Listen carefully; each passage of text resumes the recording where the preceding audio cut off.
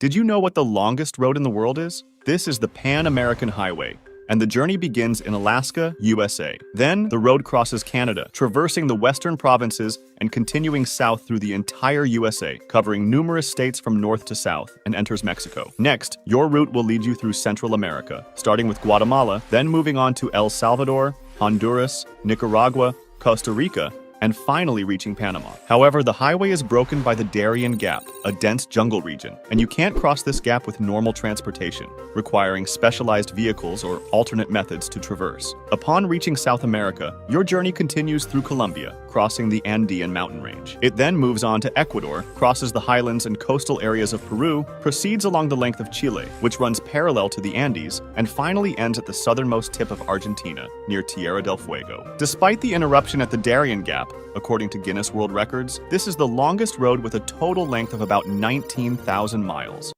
Welcome to the Pan American Highway, a road spanning the North, Central and South American continents, and with 19,000 miles or 30,000 kilometers, it is by many considered the longest road in the world.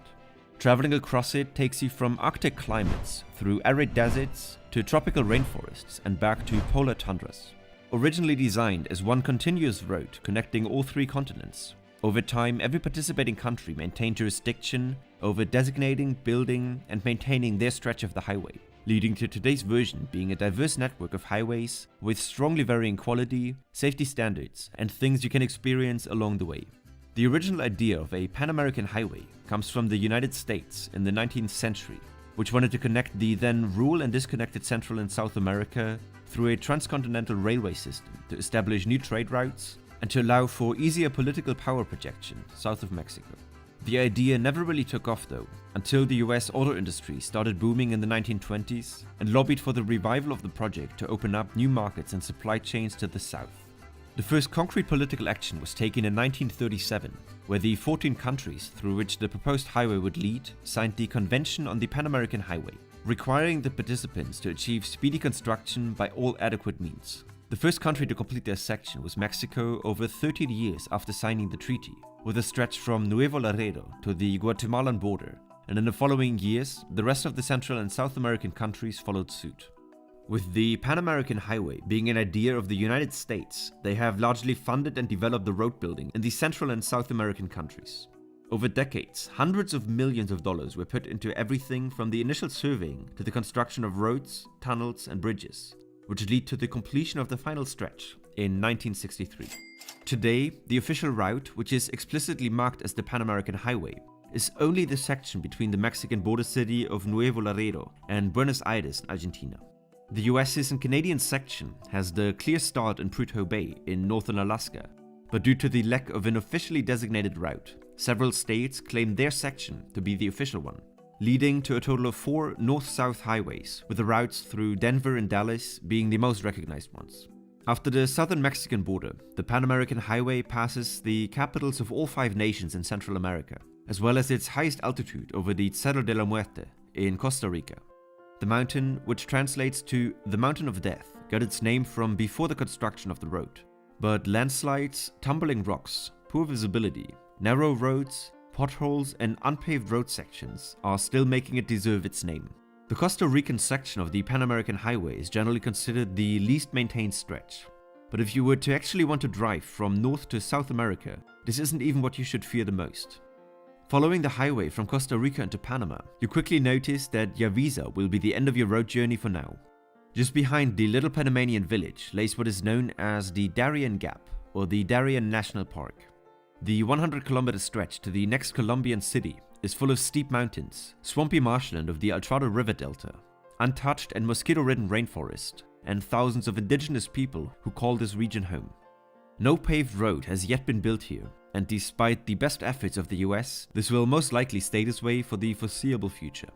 While the non-stop connection between the 3 continents may be a convenient opportunity for travelers, there are many good reasons why the final stretch of the Pan American Highway should never be built.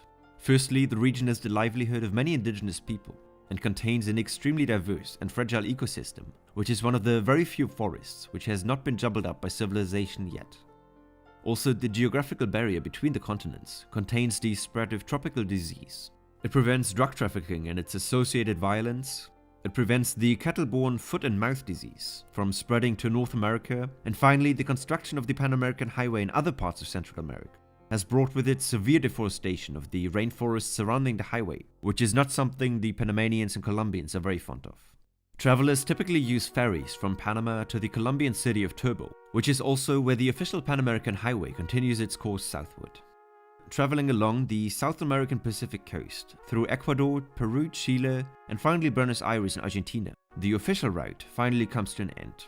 Similar to the different available routes which are unofficially part of the Pan American Highway in the United States and Canada, also gives you different options to continue your journey. Many see the main stem of the highway system continuing down the Atlantic coast through Chile and back to Argentina to reach the southernmost city in the world called Ushuaia, while others prefer to stay on the Pacific coast following the Chile Route 5 to Puerto Montt. Overall, the Pan American Highway is a vital transportation link between almost all of the western parts of the Americas, bringing people and economies closer together for the past 60 years. While the statement from the beginning of the video that it is considered the longest road in the world can be debated due to nature showing limits to humanity in the Darién Gap, people have shown tremendous persistence in traveling the course of the highway in its entirety. Between 1977 and 1983, the Brit George Megan walked the 30,431 kilometers, or 19,019 miles, from Ushuaia to Prudhoe Bay in Alaska. And in 2018, Austrian endurance cyclist completed the feat on a bicycle in just 84 days. Thanks for watching, and I hope you enjoyed the video. If you want to see more like it, be sure to subscribe and leave a like. Cheers.